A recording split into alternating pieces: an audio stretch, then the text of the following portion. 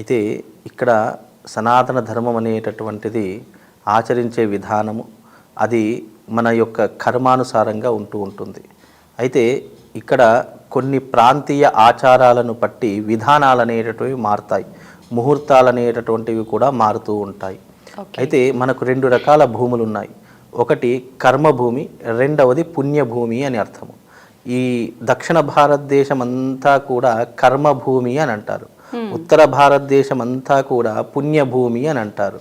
అక్కడ పుణ్యభూమి అనడానికి అర్థం ఏంటి అంటే గనక రాముడు నడిచినటువంటి నేల, అలాగే రాముడు పరిపాలించినటువంటి అయోధ్య అదంతా కూడా పుణ్యాన్ని సంతరించుకున్నటువంటి భూమి కాబట్టే ఆ ఉత్తర భారతదేశం అంతా కూడా పుణ్యభూమి అని అంటారు. మన దక్షిణ భారతదేశం అంతా కూడా కర్మభూమి. అంటే కర్మానుసారంగా మన యొక్క జీవితం అనేటటువంటిది, మన యొక్క మనుగడ అనేటటువంటిది కర్మానుసారంగా నడుస్తుంది. అయితే మన దక్షిణ భారతదేశం అనేటటువంటిది ఈ పుష్యమాసములో శుభకార్యములు చేయడానికి నిషిద్ధముగా మన జ్యోతిష శాస్త్రం నిర్ణయం చేయడం జరిగింది. కానీ పుణ్యభూమి అలా కాదు. పుణ్యభూమిలో పుష్యమాసమైనా సరే శుభముహూర్తాలు ఆయా ప్రాంతం వారు ఆచరిస్తాడు. ఎందుకు ఉదాహరణకు ఒక విషయం చెప్తాను. మన యొక్క తెలుగు వారికి, ఈ యొక్క తెలంగాణ వాళ్ళకి ఏంటి అంటే గనక మంగళవారం రోజున వివాహాది శుభకార్యాలు చేయకూడదు అని చెప్తూ ఉంటారు. కానీ అదే గనక మహారాష్ట్ర పద్ధతిలో గనక చూసుకుంటే గనక మహారాష్ట్ర వాళ్ళు మంగళవారమైనా సరే వాళ్ళు వివాహాది శుభముహూర్తాలు, వివాహాది శుభకార్యాలు చేస్తూ ఉంటారు. ఎందుకు? వాళ్ళకున్నటువంటి ఆచార సాంప్రదాయాలు భిన్నంగా ఉంటాయి. మనం ఆచరించే విధానాలు కొన్ని రకమైనటువంటి భిన్నాభిప్రాయాలు ఉంటాయి. అంటే ఇప్పుడు ఎక్కడైనా చూడండి, ఆచరించేటటువంటిదే ఆచారము, పాటించేటటువంటిదే నియమము. అలాగే మన ధర్మం ఏదైతే చెప్పిందో ప్రాంతీయాన్ని బట్టి, అదే రకంగా దేశాన్ని బట్టి ఆచార వ్యవహారాదులలో మార్పులు వస్తాయి అని చెప్పింది. అందుకే అక్కడ 22వ తారీఖు రోజున రామజన్మభూమిలో రాముడి యొక్క ప్రతిష్టాపన ముహూర్తం అనేటటువంటిది నిర్ణయించడం జరిగింది. అందులో దోషం అనేటటువంటిది నిర్ణయించడానికి ఆస్కారం ఉండదు.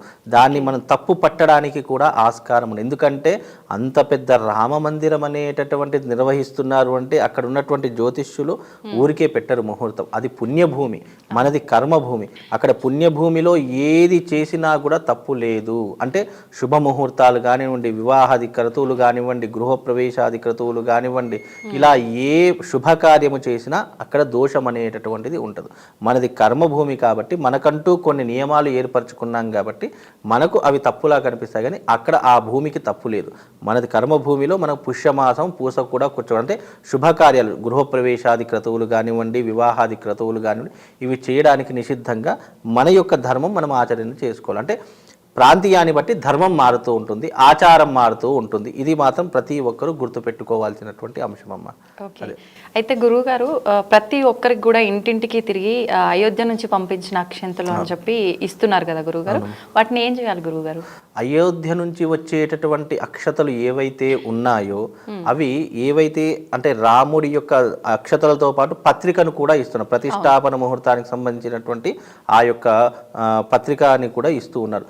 వాటిని ఏం చేయాలంటే అది మనకు పత్రిక అనేటటువంటిది దాని యొక్క నిర్ణయం కోసం ఇస్తూ ఉన్నా. అంటే అక్కడ సమయం, ఫలానా సమయంలో రాముడి యొక్క ప్రతిష్ఠ జరుగుతుంది, సమయము, డేటు ఇవన్నీ కూడా మనకు తెలియడానికి ఒక పత్రిక ఇస్తున్నాం. ఆ అక్షతలు ఏవైతే ఉన్నాయో మనము రోజు తినేటటువంటి బియ్యము డబ్బా ఉంటుంది కదా, ఆ డబ్బాలలో కొన్ని బియ్యం వేసుకోవచ్చు.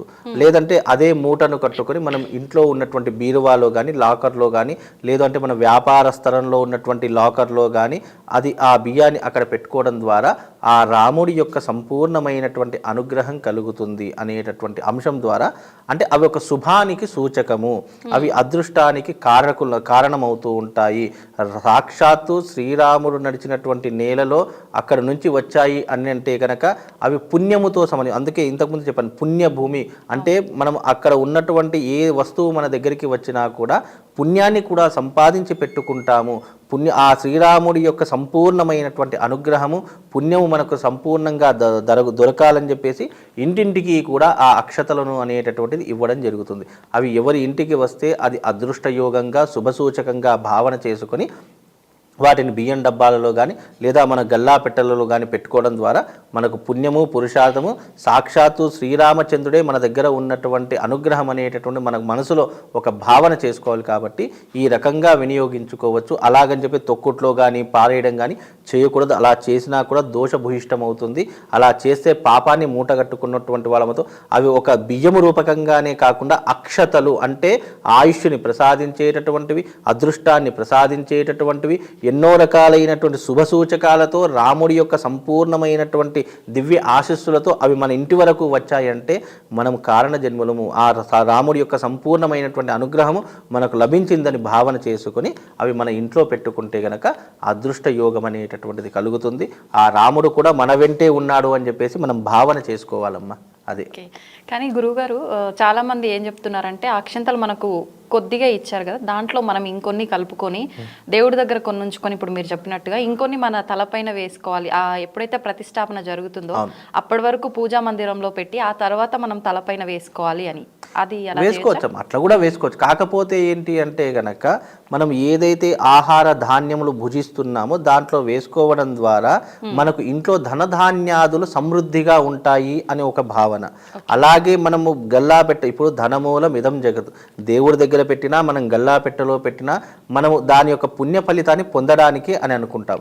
22వ తారీఖు రోజున జరిగేటటువంటి కళ్యాణాన్ని వీక్షించి మనస్సులో ప్రార్థన చేసుకున్న ఆ పుణ్య ఫలితం అనేది మనకు దక్కుతుంది. అలా దక్కదు. అందుకే సెంట్రల్ గవర్నమెంట్ దాదాపు 200 రైళ్లు ఉచిత ప్రయాణంగా అయోధ్యకు నిర్మాణం చేయడం జరిగింది. అంటే అయోధ్యకు ఆ రైళ్ళ నిర్మాణము రైళ్లు ప్రయాణం చేయడానికి సెంట్రల్ గవర్నమెంట్ నిర్ణయం చేసింది. అందుకే వెళ్ళేటటువంటి వారు వెళ్ళి అక్కడ దర్శనం చేసుకుని వస్తారు. వెళ్ళలేనటువంటి వాళ్ళు కూడా మనస్సులోనే నమస్కారం చేసుకుని అనుగ్రహాన్ని పొందవచ్చు. అలాగని చెప్పి తల మీదనే వేసుకుంటే అనుగ్రహానికి అదొక భావన చేసుకోవాలి. మనసులో యద్భావం తద్భవతి అన్నట్టుగా మనసులో భావన చేసుకున్నా కూడా సరిపోతుంది. కాకపోతే అవి తలపైన వేసుకున్నాం అనుకోండి మళ్ళీ కింద తొక్కుట్లో పడతాయి. మళ్ళీ ఎవరైనా తెలిసి తెలియకుండా అంటూ ముట్టు తగులుతూ ఉంటుంది. దానికి బదులుగా బియ్యం డబ్బాలో వేసుకోవచ్చు, పూజా మందిరంలో పెట్టుకోవచ్చు. అలాగే మన గల్లా పెట్టెలో కానీ లాకర్లో కానీ వేసుకోవడం ద్వారా తొక్కుట్లో పడకుండా అవి ఒక సంరక్షణగా ఉంటాయి. అలాగే మనం కూడా దానికి గౌరవించినట్టుగా ఒక భావన ఉంటుంది. కాబట్టి అలా చేసుకుంటే సరిపోతుంది. తల మీదే చల్లుకోవాలనేటటువంటిది ఏం లేదు. యద్భావం తద్భవతి అన్నట్టుగా మనసులో భావన చేసుకొని స్వామి నీ సంపూర్ణమైనటువంటి అనుగ్రహం నాకు దొరికితే చాలు అని భావన చేసుకున్న దాని యొక్క పుణ్య ఫలితం అనేది సంపూర్ణంగా మనకు కలుగుతుందమ్మా. అందుకే ఆ అక్షతలు ఇంటింటికి పంపించడం జరుగుతుందమ్మా. నిజంగా చాలా మంచి విషయం తెలియజేశారు గురుగారు.